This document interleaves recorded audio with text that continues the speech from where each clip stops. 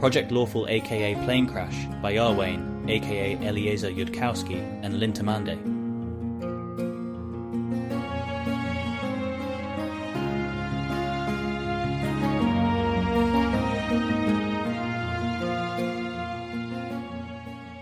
And then, elsewhere, a more luxurious elsewhere with screaming faces writhing at her from the floor. With both her custodian and a different senior devil present, there is consciousness again. She realizes within moments, taking stock of herself, that she's at +4 INT and +4 WIS relative to her pre-crown baseline.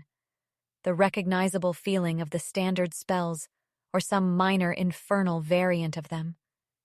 There's a thin headband on her skull that's likely giving her +6 splendor back out of 12 cursed and 6 crown lost.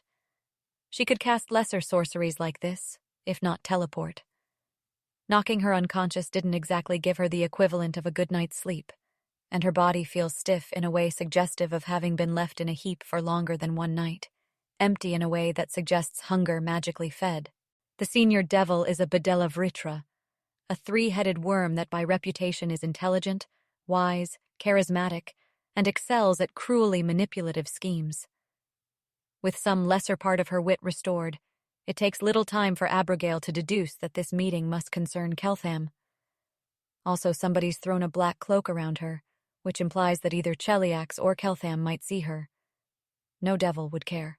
"I'm functional," Abigail reports briefly, and awaits requests or explanations. She has lost far too much pride already before hell. And the devil gestures, and with the gesture takes down an illusion concealing a scrying mirror, a very nice one. "Your testimony on some matter is required, and my oath as to what your testimony is." At +4 INT and +4 WIS, Abigail Thrune would probably figure out which matter, given a minute, if she were just given 1 minute to think. She's not told in advance what she's to be questioned about. So somebody can see her reactions, so she doesn't have time to invent a story, according to negotiated conditions. But even at this little splendor, she can control herself. Does that imply that it's just her testimony to be transmitted and not her thoughts? How would that end up relevant to a bid by Keltham to have her returned to him? Required under what authority? She says, making her voice and expression empty, for at this splendor she will not essay an active deception.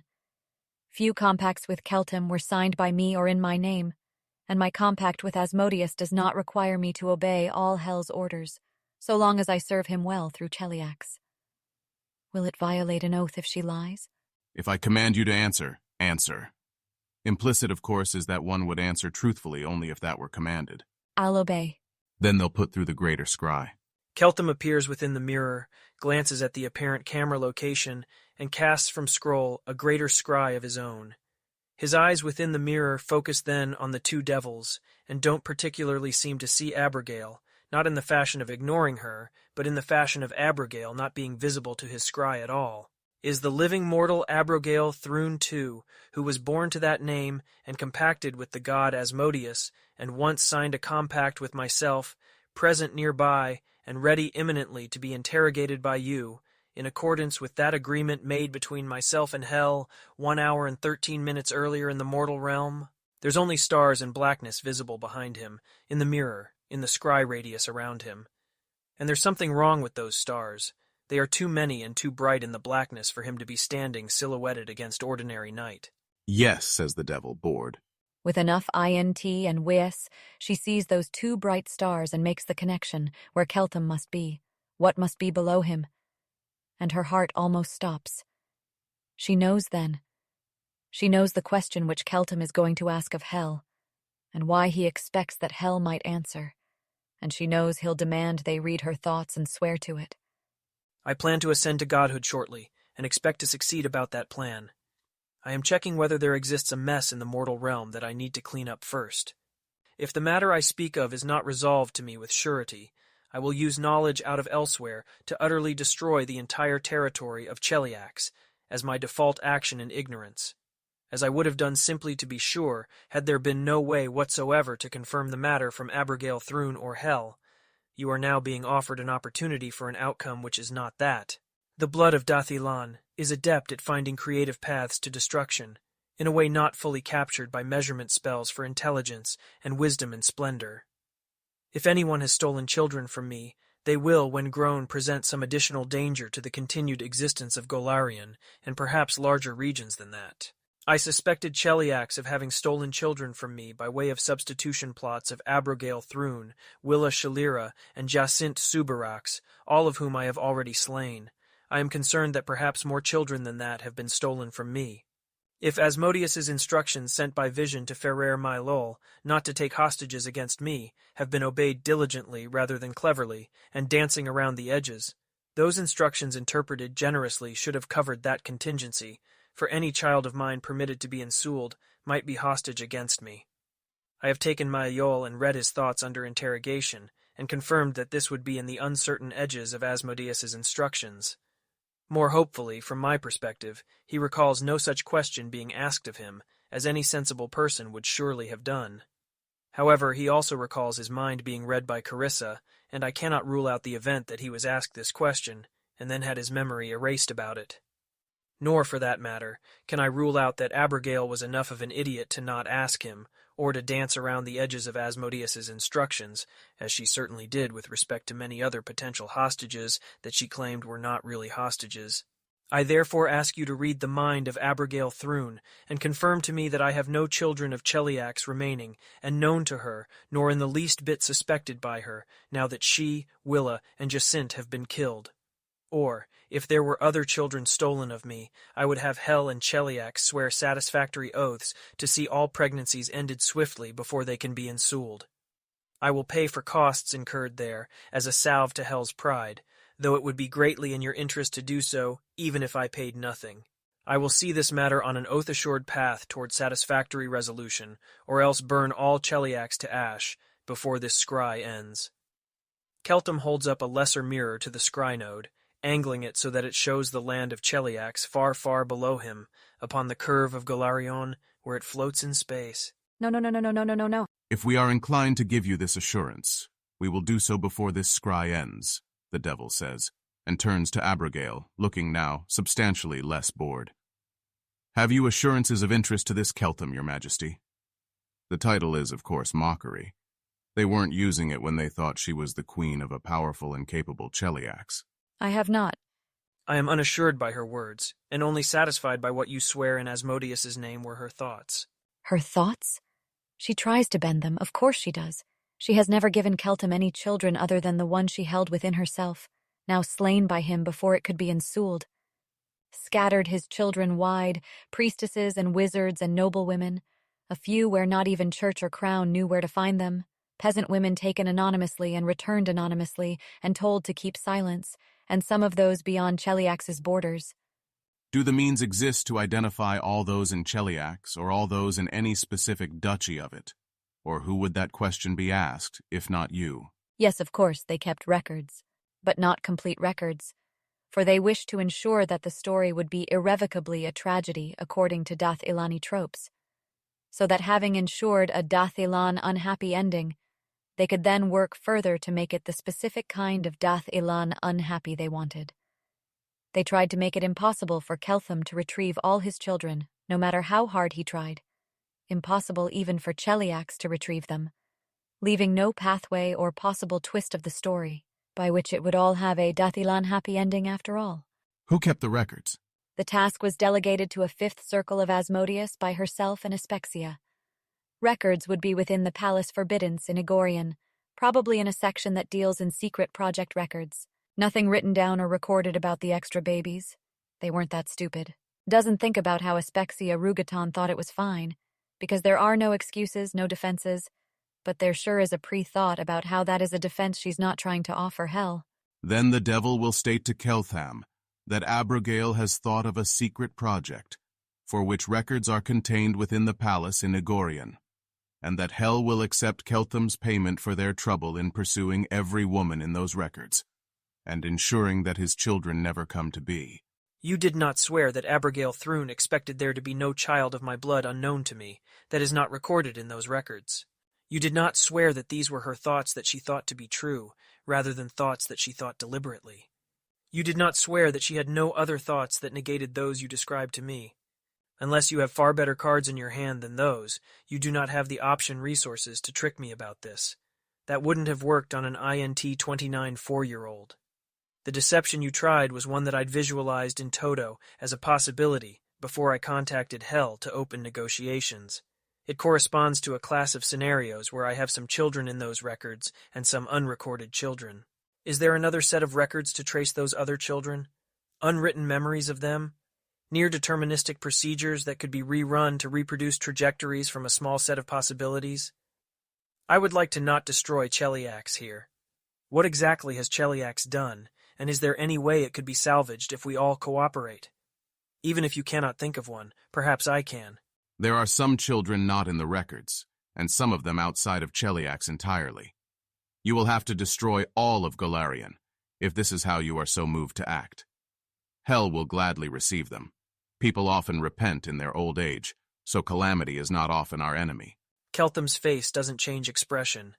If I destroy Cheliax, some people go to Hell today, fewer people go to Hell later. My later dealings with Asmodeus are more fraught, and I'd need to delay to do something about the world wound once Cheliax can't help fight it, and the world wound isn't needed to occupy Cheliax.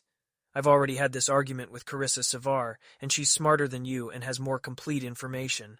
My function for whether it's worth destroying Cheliax to destroy some number of unrecorded children there, given that I have a second number of untraceable children outside it, is a complicated one. Tell me those two numbers straight. Tell me the complete details on what Abigail Thrune has done, in case I can think of a solution not apparent to the devils containing this negotiating information. Then the devil will turn to Abigail and ask these numbers. She herself does not know the exact numbers. Unreported is unreported.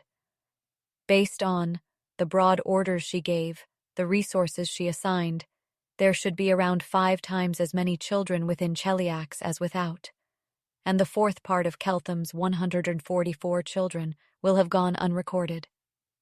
She did say that there should be exactly 144 at the end, because tropes and irony, so the officers that she designated to do this should be able to reconstruct the exact numbers inside and outside Cheliax, if asked. Probably. Though there were 3 modify memory scrolls that she designated to be used there. This the devil will report, this time adding that Abigail Thrune II did not think thoughts contrary to these, and that she believed what she thought was true. His expression does flicker, barely, when it's said that he was to be given exactly 144 children. I'd speak to Abigail Thrune directly, with her words made meaningful by your prior assurance that you'll speak out if her thoughts contradict her spoken words. Perhaps she'll have something unforeseen to say that implies I should not destroy Cheliax. There is a thresholded binary outcome here, and it is not presently leaning favorable to you.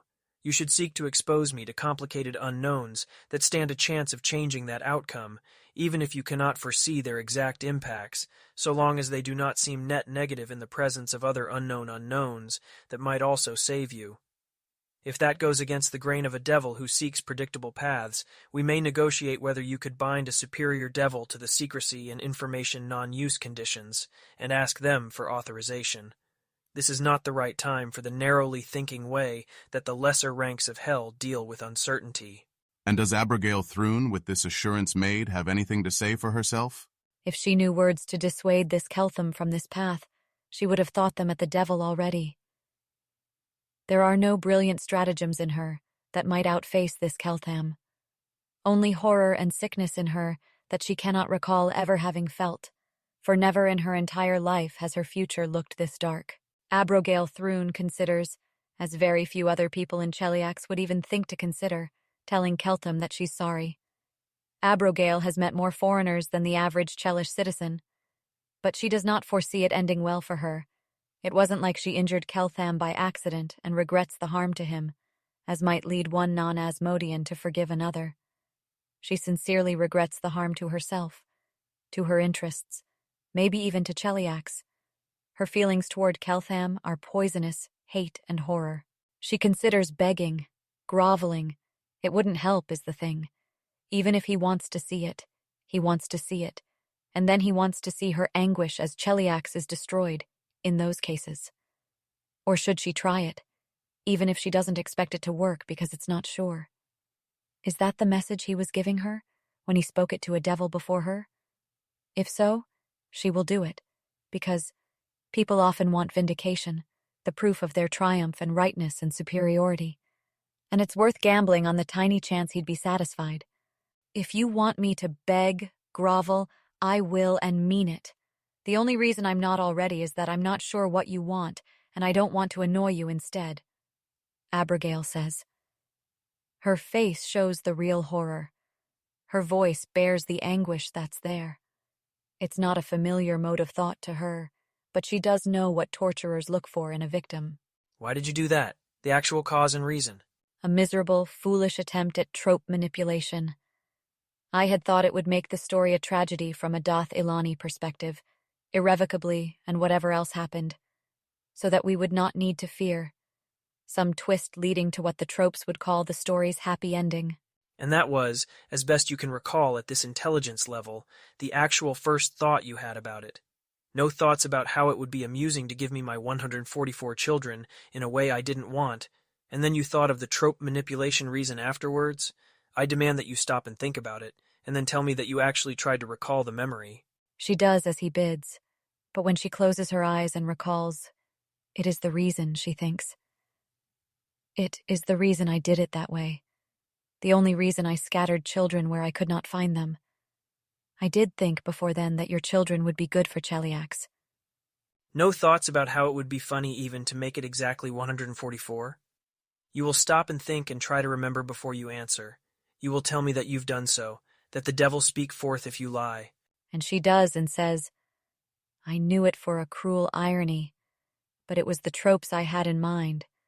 For that irony, not you. I don't think I ever imagined your chagrin on learning of it, as I'd have done if it had been about you, the foolish boy. I'd been amusing myself to think of your reaction. The thought I had about you was about Dath Ilan's tragic ending, where you turned to evil and rose high in Cheliax, and how you'd embrace our children then as your own. If anyone had bothered to ask me about the tropes you were trying to manipulate, I would have warned them that a Dath Ilani tragedy isn't about the triumph of evil over good. It's about the triumph of erroneous reasoning and ill coordination over everyone. Why didn't you query Mayal? How did Rugatan let this happen? Neither of us thought of it. Are there any questions I should be asking that would illuminate more of the causality here? Close your eyes and think before you speak, then tell me that you sincerely tried to do so. She thinks as she is bidden. Why snack service didn't stop us from doing that. It stopped other mistakes that would have injured your interests. Keltham doesn't say anything to that. Perhaps it's a question that somebody at INT 29 would have considered long since, if at YS 27 they dared to think of it at all, thought their own thoughts controlled sufficiently for it. Describe the entire procedure used to generate my children in as much detail as you remember. Maybe there's some security flaw in your randomization, transparent to me but not to you. I'm still trying to think of a way out of this. She does in every last bit of possibly relevant detail she can remember. All of it, all of it. You evoked your disaster too well, Abigail Throon. I have no marginal hopes left. The matter is simple enough that I would have seen it already if I was to see it at all. Is there anything else you'd say to me before I destroy Cheliax? Please don't, she says, and permits her voice to crack as is real. I beg you. There are tears that she lets come to her eyes, as she hasn't allowed forth since she wept that earlier time in hell. Just in case it's enough to satisfy Keltham, just in case, just in case. Can you say without the devil contradicting you that you care about one single person there who's about to die, rather than the effects on yourself if they do? Call it curiosity. No single person there but the country of Cheliax is my own child. Symmetrical tragedies are prettier. What would Dath Ilan think of this? She asks because she truly does not know, and therefore it's a path that might be real.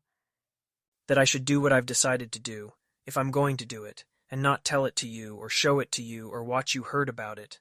Have I taught you hate, then? All of it that I now know. Spend it on me. Who did you the harm, and do not slay my child, I beg you. Buy me from hell as Cheliax's ransom. I can be made to hurt and serve you in ways far more satisfying than watching a country just die. You hurt me in too stupid a way for that, Abigail Throon. This isn't the ending where you join my harem. You didn't earn that one. It's your ending where you betrayed Asmodeus and got removed from power, and if there's anyone to rescue you from hell's deserts, it won't be me. You are displaying a very great and tyrannical dominance and evil for someone who isn't fated to. A boy can learn hate, being stung of a wasp. He can learn the desire to pull the wings off that wasp, wish to watch it writhe on the ground while it dies. It's not the same feeling as wanting to fuck that wasp, or have any kind of extended relationship with it, even the kind where you torture it for longer. It's just a wasp in the end. Keltham turns the mirror that he holds, then again to show Cheliax against the curve of Galarian. You will lose Carissa forever if you do this. She won't ever forgive you. You will never be reunited. Already lost her, says Keltham's voice. But you did ruin a lot of Carissa's further work, persuading me into not going down this road, so long as it turned out I didn't have children. I suggest, hell, that you not ruin this one too badly in the next few weeks. Savar is busy now, but when her future self has a moment, she may wish to buy her own conversation on this topic, and she'll pay less if the conversation is just screaming and the breaking is already done. As for me, I'm finished. There are lights appearing in the territory of Cheliax, and expanding one by one. The light that appeared over Igorian was first, and brightest. She screams with everything she has, for the same reason that anything being tortured screams like that. Not just because it has no choice, but because it has the tiny shred of hope that if it screams loudly enough, the torture will hear and stop. When there are no lights left in Cheliax, and no green either, only a great patch of smoke cloud slowly starting to spread out from its borders, the scry ends. She stopped screaming when the last of Cheliax had been scoured with white light and orange fire, for there was no hope left then that Keltham would be satisfied 1 second sooner. In the presence of Keltham, her minders were contemptuous, and beyond that, unreadable. Devils don't beg, even if you have something they want very dearly, and devils don't weep, even as everything they have ever worked for turns to ash before their eyes. In his absence, Abigail's custodian turns on her with a fury that quite plainly won't be satisfied with any amount of torture. Anything else to say while you can speak, contemptible, pathetic thing who manages through sheer incompetence and disobedience to serve Asmodeus's enemies 1,000 times better than you ever served Asmodeus? There is nothing. Right, then they'll get to what hell is best at, which is torture. If they mean to sell a coherent conversation with it to Carissa Seaver later, it will be very unsatisfying for them. Living mortals are easier to break mentally, and you have to heal them too. They could torture it more if they took the curses off it. They don't take the curses off. It turns out you can hurt someone very badly anyway, even if they're still alive, even if you need them intact later, and hell knows how to do it. When she's in too fragile a state to torture further, they have her watch the former nobility of Cheliax arrive in hell and be crushed by it. It's not that she cares about any of them as individuals, of course, but she might recognize herself in them, and in their always erroneous optimism that hell would see them as special. They don't let her sleep. They hurt her if she manages to sleep anyway. It makes it hard to keep track of time. This about Abigail Thrune. She didn't think about what awaited her in hell, for a different reason than usual. She knew that in hell she would no longer be Queen of Cheliax, and this seemed to her awful enough that other features of hell would be beside the point. Maybe if she could be queen of something else, but that, she knew, would not be possible for a long time. At first she'd be reduced in status below the least child of House Thrune, and maybe below a Chelish peasant. Is that not terror enough? What need for the fear of pain? She fought in hell to reach 6th circle that she might become queen, and that hurt, but she won through it. And Abigail thought herself suited to hell then by the infernal blood that ran distant in her veins. To the extent she made up her own theology about it, she told herself that if souls were allowed to remember nothing else, they'd be allowed to remember how they had served Asmodeus well. And that if Abigail built up Cheliax into a great and stable empire before her life ended, then that memory, at least, she'd be allowed to always have with her. That once she served Asmodeus better than any devil, not at least a Duke of Hell. And before then, she'd shine as brightly as she could and enjoy her moment as queen to the fullest and not fear what came after. Abigail knows, with the sparks of reason and lucidity that can reason through anything at all, she can see plainly that what happens to the dead nobles of Cheliax is much, much worse than what happens to her living self, and she knows that their fates are what awaits her. If it was only this bad, and never got any worse than this, for eternity, then she could endure it. If she was dead and uncursed and had more splendor than this, if not her crown, she could endure it. But it does not get only that bad. Hell is wantonly destructive, even towards the nobles and wizards whom any sane person would see as having value worth preserving. It is not that devils don't understand how to torture better than that. It is that they do not care. If you grind souls into paste to be reformed over thousands of years, you get some devils at the end. So that result is good enough. It doesn't take Abigail very long at all to realize that she was wrong, not to fear hell. She doesn't think it was very long. She doesn't know. There are a few, it is shown to her eventually, who get better, but not because they served Asmodeus better. Why would Asmodeus care about that? If they get better, if they will remember their name, it is because they bargained for that in advance, and Abigail Thrune, of course, didn't. It's like her mind goes blank. At first, seeing it, hearing that, she believes at first that she is dreaming, hallucinating. All her life, Abigail Thrune has been told that was not on offer from hell. That hell never offers that, no matter how a summoner pleads with them, no matter what is offered hell. That any stories about it are lies and bait to get somebody to the point where they hopefully summon a devil, only to find their soul already damned. No, not told. Not told by devils. Not sworn to her by clerics. She was never told that, only given the overpowering impression her whole life that it would be catastrophically pathetic to even ask, and the answer would certainly be no, and Asmodeus would never compact with her. She would never be queen if she made such a pathetic, hopeless, fearful request. Why? Why deny her that, when she was the greatest of all Asmodeus's mortal servants? It would have cost them so little more to offer her that bargain. She would have been more faithful. Why give it to these pathetic worms, this slave master, this slimy colonel, and not to her, if it wasn't against hell's principles? Why this trick that seems so small and petty? 'Cause that to Asmodeus was fun. Abigail does finally scream then, and try to attack her tormentors with bare fists and teeth, for she has no sorcery. It is, of course, the only time she ever tries. Sometime later they heal her, and tap her with something that lifts some of the haze of fatigue, though not the curses, and tell her that she might, at least, try to look like a good investment which won't break immediately. Advice that they then make more difficult to follow by dragging her painfully, by her hair, up several flights of sharp and burning stairs. She feels the presence of whatever being is at the top of the stairs before she sees them. Carissa Sivar, or whatever share of her attention is here presently, twitches her fingers, and some of the curses on Abigail melt away. Her intelligence and wisdom are enhanced as with the minor spells for that. She has whatever self-possession she ever possessed. "I want it understood," she says in infernal, which Carissa Sever was actually always terrible at speaking, "that my disappointment with you is as great as Asmodeus's.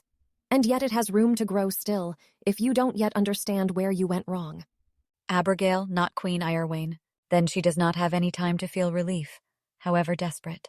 I should have asked Malol, should have asked Malol, should have asked Malol, should have asked Malol. Indeed.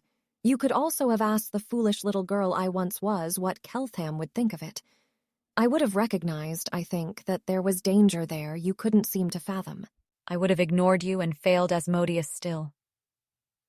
Hell has had little opportunity for what they called real training, but such false pride as Abigail once possessed has long since been smashed out of her, every bit of it. Nor is she still under the impression that she can lie. Indeed. The only hope for Cheliax, I think, was that someone worthy would rise to rule it. No one could have saved you from yourself, not while Cheliax still lived and you were still her queen. And now it can be done, but who would bother? Only one who still had use for her. The words are pathetic, but it's beyond improbable that she is not reading Abigail's thoughts, so she already knows the one tiny shred of hope that isn't crushed in Abigail. That, a goddess would not be grateful, certainly, absolutely not. She owes Abigail nothing but pain, and Abigail knows that. But maybe she would be reminiscent, nostalgic. Abigail only ever used Carissa during their mortal time together, but she hurt Carissa in ways that made her stronger. could certainly have treated her far worse. Maybe would have treated Carissa far worse, if Carissa did not seem to Abigail to have a use to her.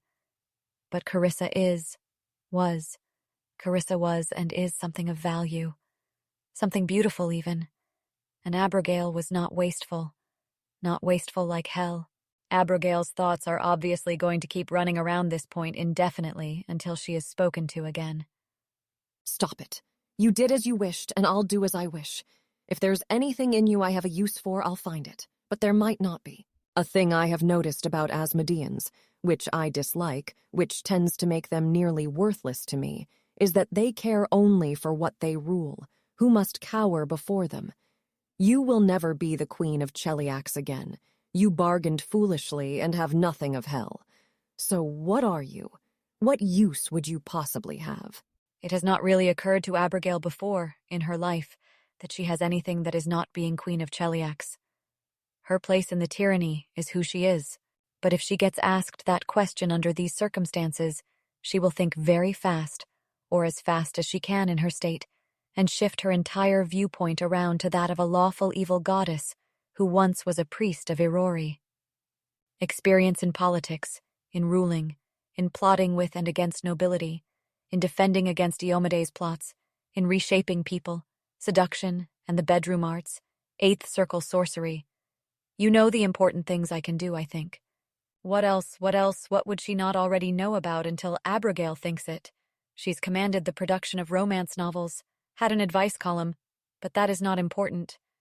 The thought comes to Abigail that she is also one of very few people in Golarion who has experience in trope manipulation.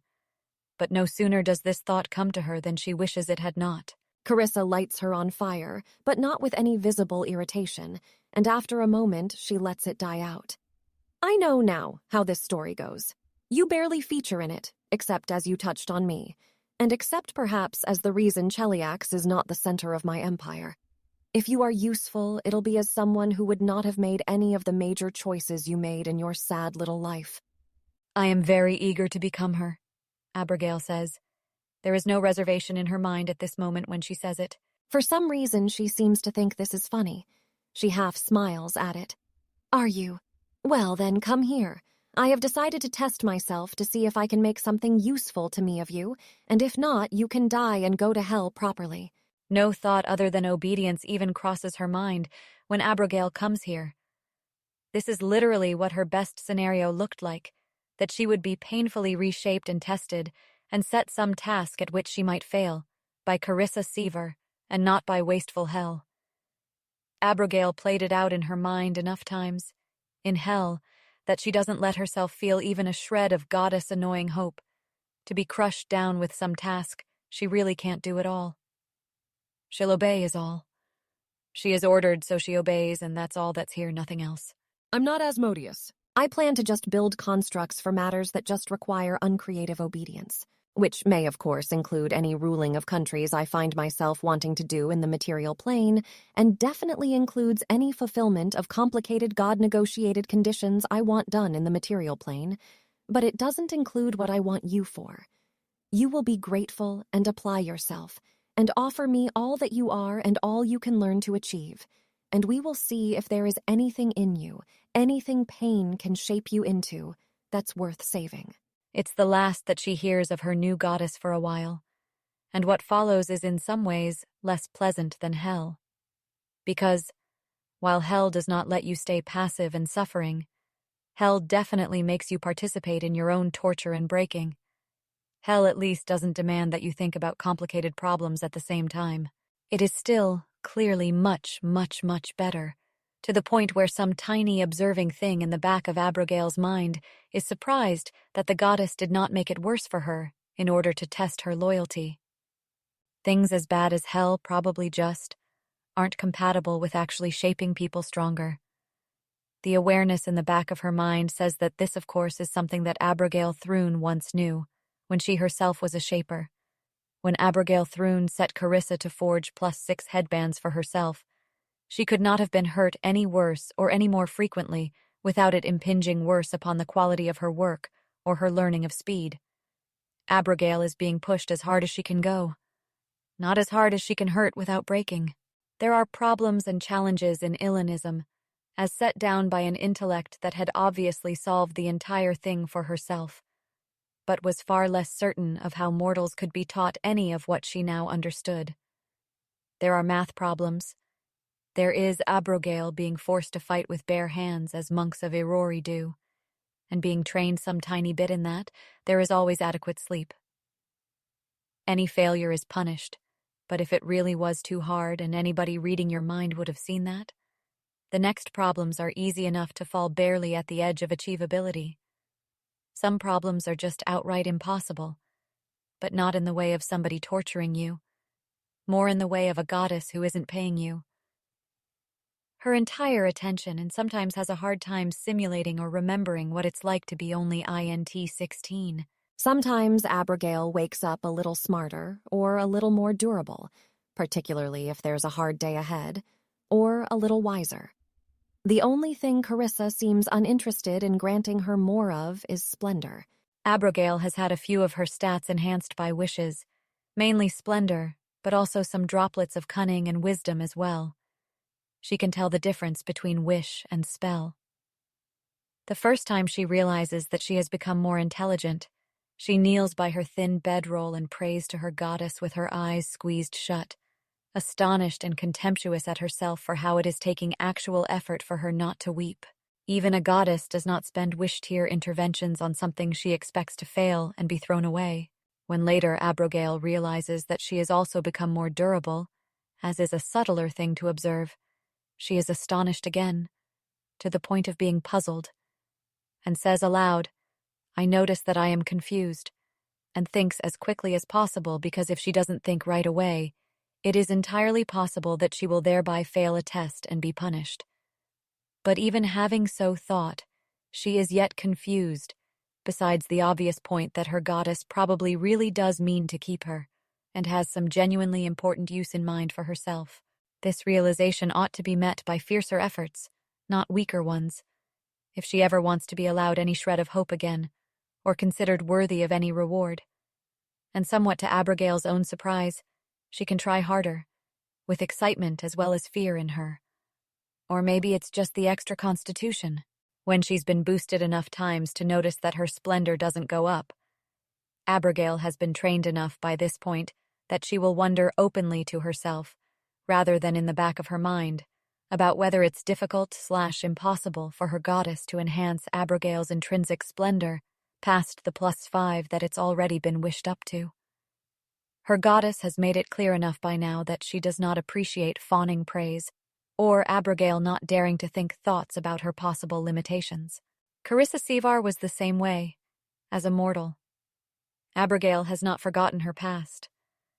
It really didn't take all that long for Abrogale to make the leap from the goddess's preferences to Carissa Sevar's preferences. You learn to make leaps quickly, to at least think of the thought, when failure hurts immediately. The hard part wasn't in seeing how the goddess, Carissa Sevar, might be like that. The hard part is trusting in her, for it requires remembering hope after hell. She wonders sometimes how long it's been since the first phase of her hell ended for her. There is always enough sleep, but it doesn't always come in 8-hour chunks, or however long constitutes a full sleep for her. She isn't fed often enough not to be under some manner of sustenance effect. Questions not explicitly prohibited are allowed, in the service of the goddess. You can always at least ask what questions are allowed. When Abrogale realized that it might be only her own fear holding her back from asking, from knowing, she did ask whether she was permitted to ask. How long it had been, how much time remained, what use the goddess intended to make of herself. And she was told then that those questions were indeed prohibited, but she was not punished for asking if they were askable. It'd be astonishingly wasteful to improve someone in the manner of a wish, one drop at a time. One would either invest up front in a full sequence of 5 wishes to do as much for them as magic can do, and then carefully curse them back down, or else have diamonds flowing like water from a spring and think nothing of spending them, or else be entirely beyond the limits of mortal magic. Abrogale is summoned before the goddess for an audience, her first in some unmeasured time. She goes wearing a thin +2+2+2 circlet that she was granted not long ago. Abigail has by this time deduced that the goddess's magic obeys some of the same limitations as mortal wishes, about how far it can go, which in turn increases the chance that she was originally amped to +5s and then cursed back down, if the goddess knew in advance when she first laid her plans that Abigail would be adequate to them. Possibly the goddess, or Keltham if he also became a god, did indeed crack diamond chemistry, and Abigail was at some point subjected to the ministrations of Efreet, here or by being transported temporarily to the city of brass while she slept, to save on the goddess's interventions or even her true effort. It's only one hypothesis among many, but she considered it explicitly. It doesn't hurt to consider many hypotheses if you trust yourself more to evaluate them, and that is the sort of mental habit that might have saved Abigail Thrune, who was a very great deal of pain. There is a different kind of pride about her now. It cannot replace what she lost. But it is the kind of pride where she actually does accept that she brought that loss upon herself. She could list out every one of her reasoning errors one by one. A puzzle for you. If you could go back to Cheliax, had Keltham spared it, what would you do?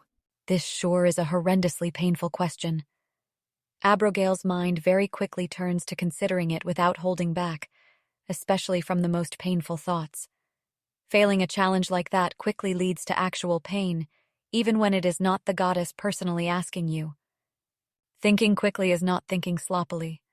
The first thing that Abigail does is mentally set up a list of desiderata and internal questions, things her goddess wants, to claim all of the souls in Cheliax, which under her compact with Asmodeus requires either reconquering a Cheliax that otherwise wouldn't be held by Hell, or conquering 3/4 of the rest of Avestan in Hell's name.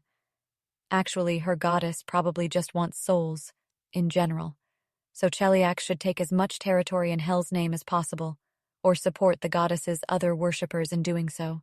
Her goddess is, probably, 80% probability, mark as further query to goddess, unhappy with the way Hell wastes souls in general and not just what was going to happen to Abigail. Her goddess probably doesn't want souls going to Asmodeus except by way of her, to straighten out the ridiculous fucking mess of Asmodean politics and replace it with evil that's actually lawful. Actually, now that she actually thinks about it, her goddess obviously aims to conquer all of creation and convert it to her own ways, and a hypothetical Cheliax that still exists is useful to her because it can serve as a springboard. Things she wants, her goddess permitting, to be queen again, to be queen again.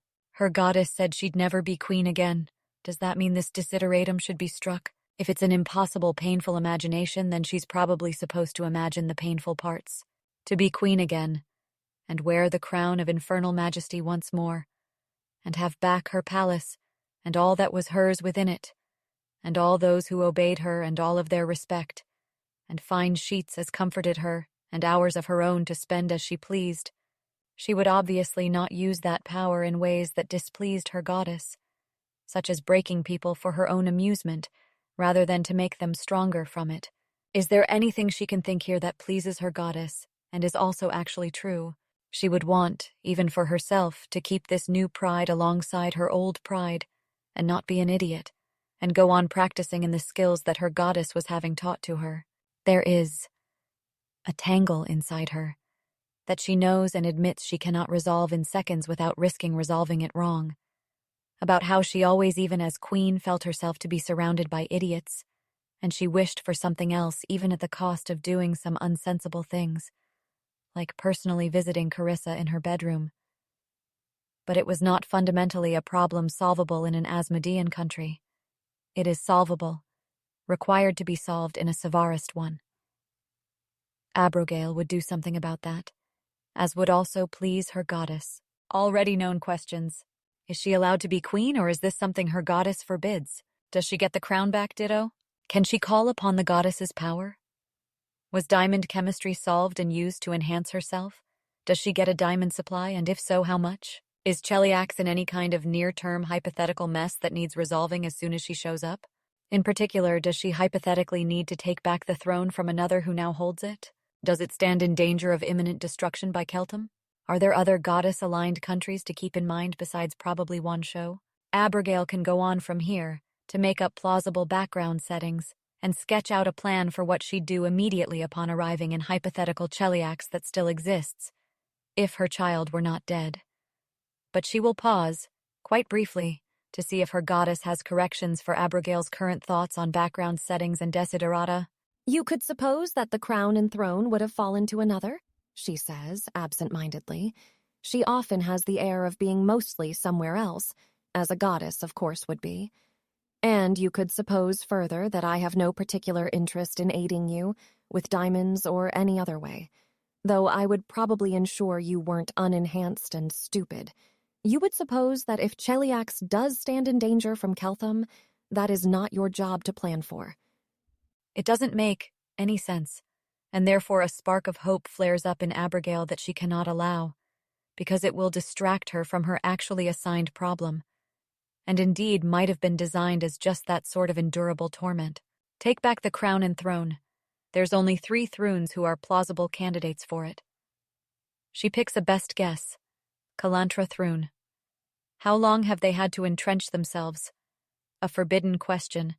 Abigail will make up 2 months, because that is about how long it feels like since she went to hell, after a best guess correction for how her experiences probably warped her sense of time to feel like longer. Try 2 weeks. That legitimately does not seem like an amount of time she could actually have been here while Cheliax went on existing. The torment has been fucking with her sense of time, but not that much. So the hypothetical wasn't real after all.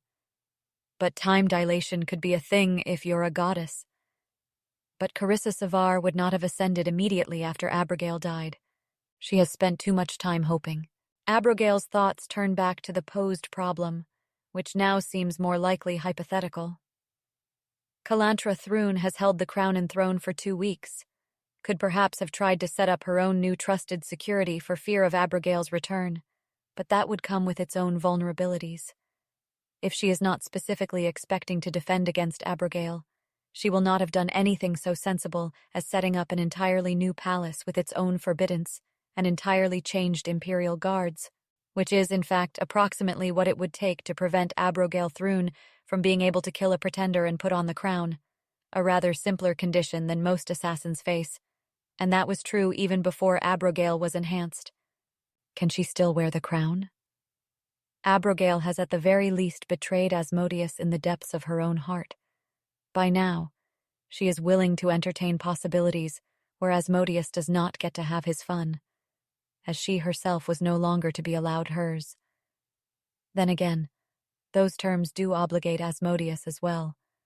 She is not obliged to go on serving Asmodeus in that way, if Cheliax is no longer hers by compact and has gone to another after her death. But then, in this scenario, she must not name herself queen, nor demand Cheliax as hers by right of compact, and would maybe be foolish to wear an artifact that Asmodeus made. Well, kill Calantra and take the crown at least. Abigail doesn't have to wear it, and doesn't have to call herself queen either. But then the situation with the Church of Asmodeus becomes fraught. How would Aspexia or her successor react to Abigail returning and claiming Cheliax in the name of hell, but under Carissa Savar? Taking power in that form would run a risk of the church-crown conflict becoming real. Abigail would need much more in the way of internal allies before making her move. It would not just be a matter of slaying Calantra and putting on the crown, and claiming to everyone that things had gone back to normal. Where would the keepers of Asmodeus fall? They would not have become a significant military force in 2 weeks, but their opinions might sway Aspexia, and Abigail now speaks more of their language than before. More of Aspexia's language, for that matter. By that same understanding, Abigail is unfortunately pretty sure that she cannot offer Aspexia better prospects than Asmodean hell. Aspexia, if she is not sent to Asmodean hell herself and preliminarily broken by it, can simply refuse to think any thought implying that she should not serve Asmodeus. All of this might be noticeably more straightforward if Cheliax were under the right sort of threat. For then Aspexia or her successor would have little choice but to accept Abigail under the goddess, if they wanted Cheliax to stay under hell at all. But Aspexia would ask Abigail to swear she had no hand in making that threat, or that it was in Abigail's interests to do in any case. Abigail will continue to think about this for a while, if not interrupted, queuing up questions like whether Aspexia is still most high in this scenario, or if there are any pre-existing threats that would force the church not to make too much fuss right then. There is pain in all of it, but she sets that aside and tries to tell the part of her mind wondering if the hypothetical scenario is a real one to shut up, or at least not consume so much attention, even as that voice gets louder inside her.